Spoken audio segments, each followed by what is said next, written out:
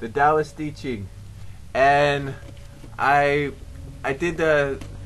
got the heaven, just all yang, pure yang with no moving lines, and I just have to read this and share this heaven with you because it's so profound. Okay, heaven creates, develops, brings about fruition and consummation. Heaven is sound. As a musician, I'm just like, what? Yeah, I know. I knew heaven was frequency. Tell me more. In the sense of being strong and indomitable. The lines making up the body of the hexagram are all odd. This represents pure yang, so it's called heaven. This hexagram represents the advance of yang, and whereby the science of building life acts with strength and uses the path of firmness. In strength, nothing is stronger than heaven. Heaven, as the Tao, is a flow of unitary energy, circulating continuously, never ceasing. There's nothing it does not cover, nothing that can harm it. Just think of that. Heaven, there's nothing, there's nothing that can harm our roots. That's profound. This is the ultimate of soundness and strength. Therefore, producing things in spring is the creativity of strength. Creation means the beginning, the first arising out of positive energy. When positive energy is born, all things sprout. Such is the strength of creativity. Developing things in summer is the growth of strength. Development is extension and expansion of positive energy. As positive energy expands, all things develop and flourish. Such is the strength of development. Maturing things in autumn is the fruition of strength. Fruition is goodness, the proper benefit of positive energy. When positive energy achieves its proper benefit, all things come into fruition. I love that. When positive energy achieves its proper benefit, that's when, like, love becomes fulfilled, and it helps not only itself. When it helps itself and comes into its own, when love comes into its own fulfillment, all things come into fruition at the same time. It's incredible. Such is the strength of fruition. Storing things in winter is the consummation of strength. Consummation is quiescence, the resting of positive energy. When positive energy rests quietly, all things return to their root. Such is the strength of consummation. Creation, development, fruition, consummation, the successive movements of the four seasons are all carried out by one strength. The one is the body, the four are the function. It's incredible because the cellular metabolism, respiration, production, and reproduction, these correspond to the seasons. It's like the seasons, the four seasons of the earth also, of creation, development, fruition, and consummation, also apply to the cellular biofunctions. I think that's incredible. Okay, so the one is the body, the four are the function. The body is that whereby the function is carried out. The function is that whereby the body is completed. Yin and yang. Body and function are as one. Therefore the Tao of heaven acts with the strength unceasing. For as human beings, they first take form sustained by the energy of heaven. So they have the quality of strength of heaven inherent in them, and hence have this creativity, development, fruition, and consummation, the functions of strength. That's because we have heaven energy, and heaven rules earth. Then our cells also reflect the heaven energy through the nature of earth. Incredible.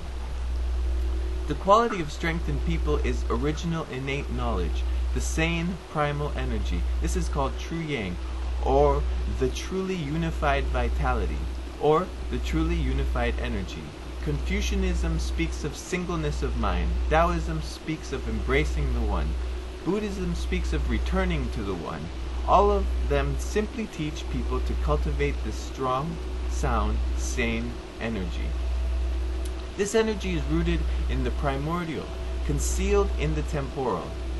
It is no more in sages or less in ordinary people. At the time of birth, it is neither defiled nor pure, neither born nor extinct, neither material nor void. It is tranquil and unstirring, yet sensitive and effective. In the midst of the myriad things, it is not restricted or constrained by myriad things.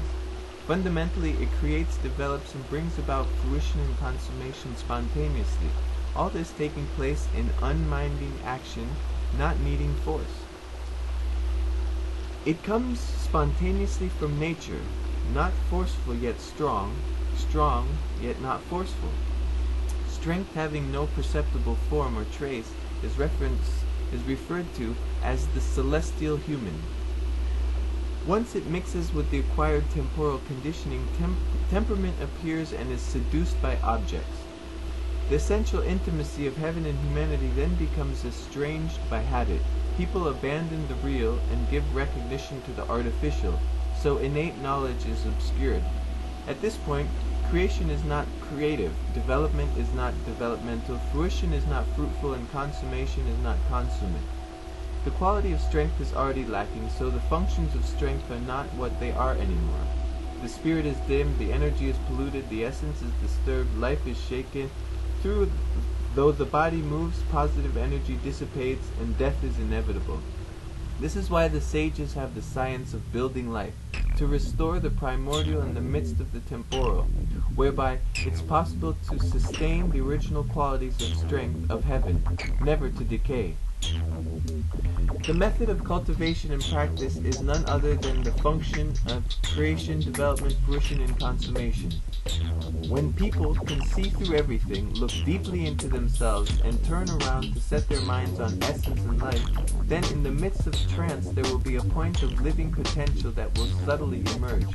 This is the creation of strength. If people can cultivate and nurture this single-mindedly, putting into all actual practice, persevering defatigably, acting so as to achieve their aim, this is the development of strength. If people can cultivate their vital spirit and powerfully go forward, so that strong, energized, stabilized objects do not obstruct them, and life and death are as one.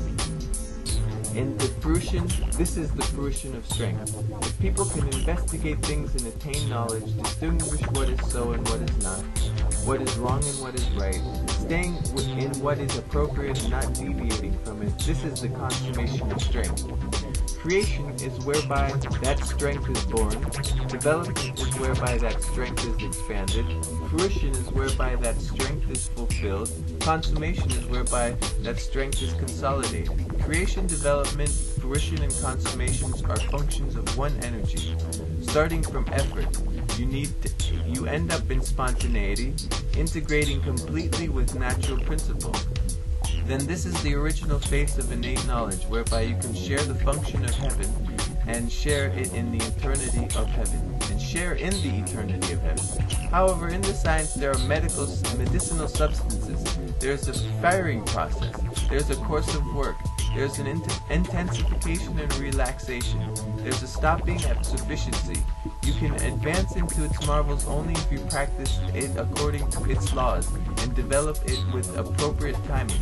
If you deviate in the slightest, you will fail altogether. If one of the four aspects, creation, development, fruition, or consummation, is lacking, then the quality of strength will not be complete, and life will not be your own. So it is necessary to know this firing process of advancing the game. Man, this is some profound stuff. Again, this is the Taoist I Ching, translated by Tim Cleary. Thomas Cleary. Translated by Thomas Cleary, Shambhala Classics, the Taoist I Ching. My God, this is powerful, biblical, beautiful love.